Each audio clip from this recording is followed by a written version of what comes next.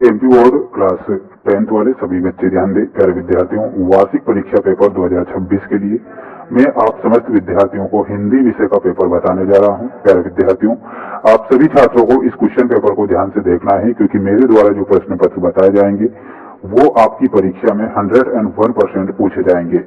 क्योंकि मेरे द्वारा जो सेट पेपर चैनल पर डाले हैं वो 101% का मैंने वादा किया है कि पेपर आपके बाहर नहीं जाएंगे, इसलिए आप उन्हें जरूर पढ़ें और अपनी वार्षिक परीक्षा की तैयारी को मजबूत करें।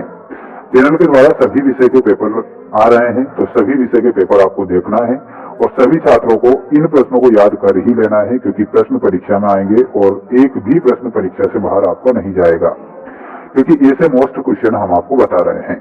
क्वेश्चन है, सूरसागर के रचनाकार कौन है? प्यारे विद्यार्थियों, सूरसागर के रचनाकार के बारे में आपसे पूछा गया है, तो इसमें आपको सूरदास करेक्ट उत्तर रूप में लिखना है, जो कि सूरसागर के रचनाकार हो जाएंगे। प्रवंचना का शाब्दिक अर्थ क्या होता है? तो प्यारे विद्यार्थियों, प्रवंचना का शाब्दिक अर्थ होता है धोखा। इसमें आप धोखा करेक्ट उत्तर रूप में याद रखेंगे और अच्छे से पढ़ेंगे। हमारे चैनल पर अगर आप नए जुड़े हैं तो प्यारे बच्चों, चैनल को सब्सक्राइब जरूर कर लीजिएगा, क्योंकि मैंने आपसे वादा किया है कि आपको जो पेपर बताऊंगा 101% पूछे जाएंगे। पिछले वर्ष परीक्षा में हमने धमाल मचाया, इस वर्ष भी हम धमाल मचाएंगे। अगला है, करुण रस का स्थायी भाव क्या है? तो करुण रस का स्थायी भाव क्या होता है? शोक। करुण रस का स्थायी भाव होता है, तो शोक आपको लिखना है। वहीं अगला प्रश्न दिया गया है, आप इन प्रश्नों को ध्यान से पढ़ें, क्योंकि ये कई सारे क्वेश्चन पिछले वर्ष भी आए, यानी कि क्वेश्चन रिपीट होते हैं हर बार परीक्षाओं में। शहर के मुख्य चौराहे पर नेताजी सुभाष चंद्र बोस की प्रतिमा लगवा दी गई थी, तो किसके द्वारा? प्रशासनिक अधिकारी के द्वारा।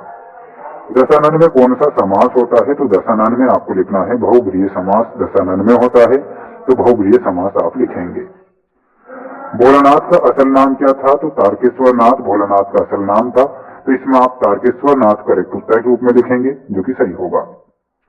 जोड़ी आप देख लीजिए, ये रही आपकी जोड़ी जो परीक्षा में आएगी। आप ध्यान से पूरी जोड़ी को देखें और अपनी तैयारी को इतना मजबूत करें जिससे कि आपको फायदा हो। संस्कृति, तो भवंत आनंद कौशल्यायन।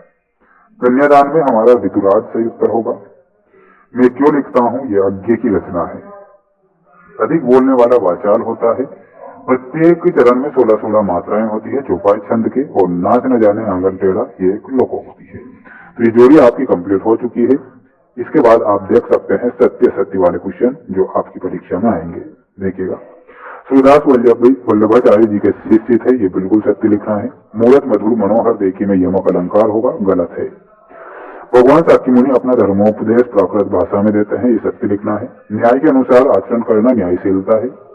मृदंग एक तरह का वाद्य यंत्र है। एलिजाबेथ द्वितीय जापान की रानी थी, तो ये आपका गलत होगा। सभी बच्चे अच्छे से पढ़ें, अच्छे से मेहनत करें। मेरे द्वारा जो प्रश्न पत्र बताए जा रहे हैं ये पिछले वर्ष भी कई बार परीक्षाओं में आए, इसीलिए मैं ये पेपर बता रहा हूँ, और परीक्षा में रिपीट क्वेश्चन होते हैं। दुख है ना चांद खिला है, तो रात आने पर, तो बसंत रात आने पर, इसमें आपको लिखना है बसंत। लेखक स्वयं प्रकाश जी का जन्म हुआ था, तो लेखक स्वयं प्रकाश का जन्म इंदौर शहर में होता है। फादर कामिल बुल्के की जन्मभूमि है, तो बेल्जियम आपको ध्यान रखना है। लेखिका मन्नू भंडारी का जन्म कहाँ पर होता है? इसमें भानपुरा याद रखना है। 16 छतों वाला घर किसकी रचना है? तो शिव पूजन सहाय की यह रचना हो जाएगी। समास के कितने भेद होते हैं? तो समास के 6 भेद होते हैं। 16 छंद में चरण होते हैं, तो 4 चरण इसमें होते हैं, तो 4 चरण आपको लिखना है। पेपर के पीडीएफ अगर आपको चाहिए तो पीडीएफ हमारे ऐप पर मिलेंगे, ऐप की लिंक डिस्क्रिप्शन में दे रखी है। अगला क्वेश्चन है, एक वाक्य में उत्तर दीजिए में, आप देख सकते हैं। भगवान शंकर का धनुष किसने तोड़ा था? तो इसमें आपको लिखना है भगवान श्री राम भगवान शंकर के धनुष को तोड़ते हैं, तो यहाँ पर सही उत्तर हो जाएगा राम। कवि के अनुसार किस ऋतु की आभा अट नहीं रही है? तो फागुन ऋतु या बसंत ऋतु। उपमा अलंकार के कितने अंग होते हैं? तो प्यारे विद्यार्थी, इसका आंसर कमेंट बॉक्स में आपको देना है। खूब लड़ी मर्दानी बातों झांसी वाली रानी थी में कौन सा रस है? इसमें लिखना है वीर रस।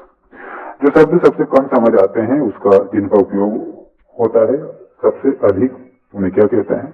उन्हें निपात शब्द कहते हैं। जापान की हिरोशिमा में कौन सा बम गिरा था? इसमें आपको लिखना है अणु बम। अब चला जाए किस प्रकार का वाक्य है? अब चला जाए, तो ये एक साधारण वाक्य है, साधारण वाक्य। ठीक है, ये आप करेक्ट ध्यान रखेंगे। ये पूरा पूरा पेपर है, पेपर की पीडीएफ आपको हमारे ऐप पर मिलेंगे। ऐप की लिंक डिस्क्रिप्शन में दे रखी है। सभी छात्र वीडियो को लाइक कर चैनल को जरूर सब्सक्राइब करें। मिलते हैं नेक्स्ट वीडियो में।